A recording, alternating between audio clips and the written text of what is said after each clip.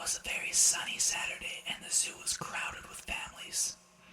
The Dursleys bought Dudley and Pierce large chocolate ice creams at the entrance, and then, because the smiling lady in the van had asked Harry what he wanted before they could hurry him away, they bought him a cheap lemon ice lolly. It wasn't bad either, Harry thought, licking it as they watched a gorilla scratching its head and looking remarkably like Dudley, except that it wasn't blonde. Harry had the best morning he'd had in a long time.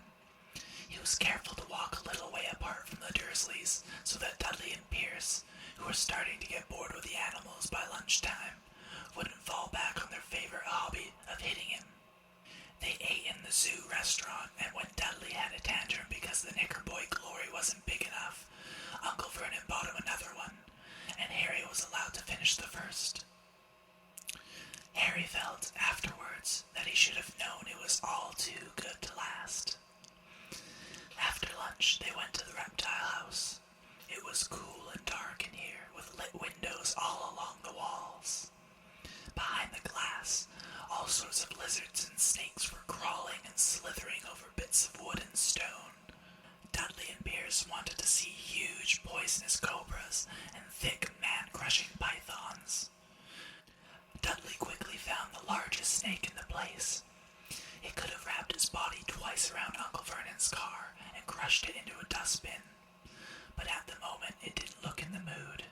In fact, it was fast asleep. Dudley stood with his nose pressed against the glass, staring at the glistening brown coils.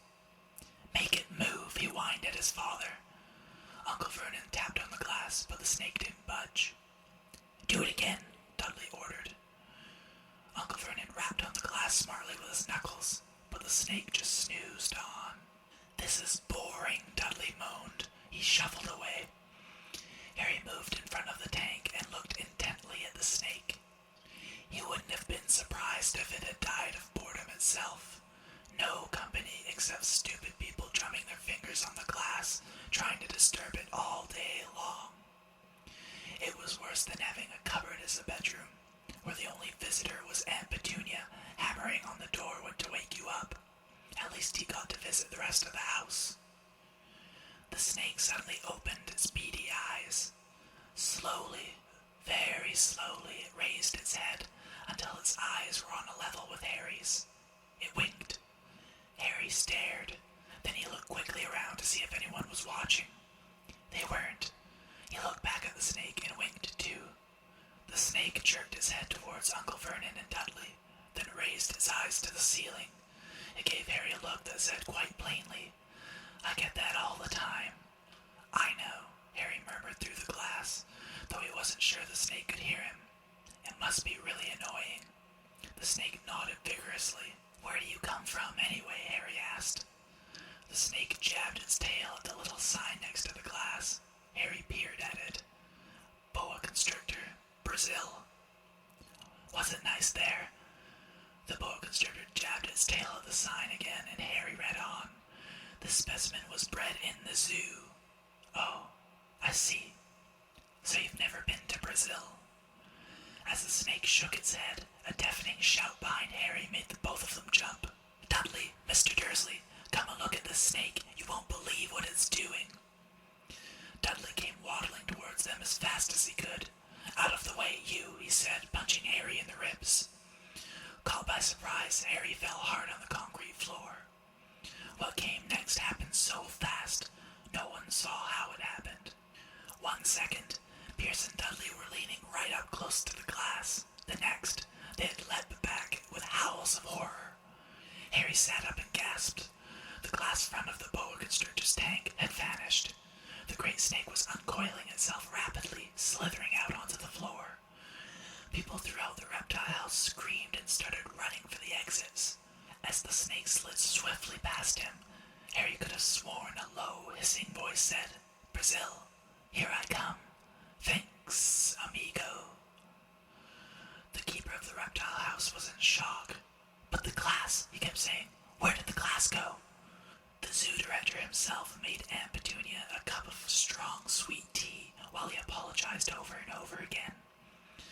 Pierce and Dudley could only gibber. As far as Harry had seen, The snake hadn't done anything except snap playfully at their heels as it passed. But by the time they were all back in Uncle Vernon's car, Dudley was telling them how it had nearly bitten off his leg, while Pierce was swearing it had tried to squeeze him to death. But worst of all, for Harry at least, was Pierce calming down enough to say, "Harry was talking to it, weren't you, Harry?" Uncle Vernon waited until Pierce was safely out of the house before starting on Harry. He was so angry he could hardly speak. He managed to say, "Go! Cupboard! Stay! No meals!" before he collapsed into a chair and Aunt Petunia had to run and get him a large brandy. Harry lay in his dark cupboard much later, wishing he had a watch. He didn't know what time it was, and he couldn't be sure the Dursleys were asleep yet. Until they were, he couldn't risk sneaking into the kitchen for some food. He'd lived with the Dursleys almost 10 years. 10 miserable years. As long as he could remember, ever since he'd been a baby and his parents had died in that car crash. He couldn't remember being in the car when his parents had died. Sometimes, when he strained his memory during long hours in his cupboard, he came up with a strange vision, a blinding flash of green light and a burning pain on his forehead. This, he supposed, was the car crash, though he couldn't imagine where all the green light came from. He couldn't remember his parents at all. His aunt and uncle never spoke about them, and of course he was forbidden to ask questions. There were no photographs of them in the house. When he had been younger, Harry had dreamed and dreamed of some unknown relation coming to take him away, but it had never happened.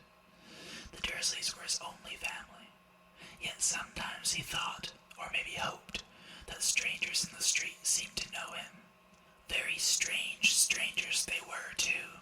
A tiny man in a violet top hat bowed to him once, while out shopping with Aunt Petunia and Dudley. After asking Harry furiously if he knew the man, Aunt Petunia had rushed them out of the shop without buying anything. A wild-looking old woman, dressed in all green, had waved merrily at him once on a bus. A bald man in a very long purple coat had actually shaken his hand in the street the other day, and then walked away without a word. The weirdest thing about all these people was the way they seemed to vanish the second Harry tried to get a closer look. At school, Harry had no one. Everybody knew that Dudley's gang hated that odd Harry Potter in his baggy old clothes and broken glasses, and nobody liked to disagree with Dudley's gang.